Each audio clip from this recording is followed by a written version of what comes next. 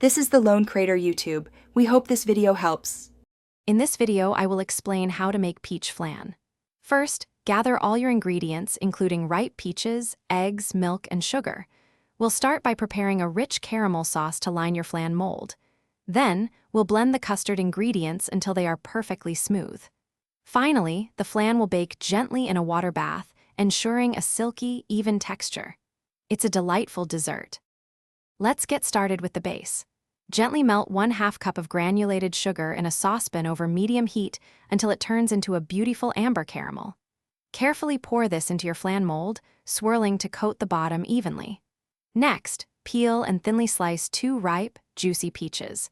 Arrange these delicate peach slices over the hardened caramel in the mold. This creates a lovely fruit layer. Now for the creamy custard. In a large bowl, whisk 4 large eggs together with 1 cup of granulated sugar until well combined and slightly pale.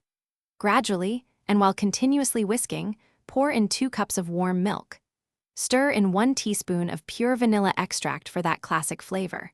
For the silkiest flan, strain this mixture through a fine mesh sieve to remove any egg solids or foam. Carefully pour the strained custard mixture over the peaches and caramel in your mold.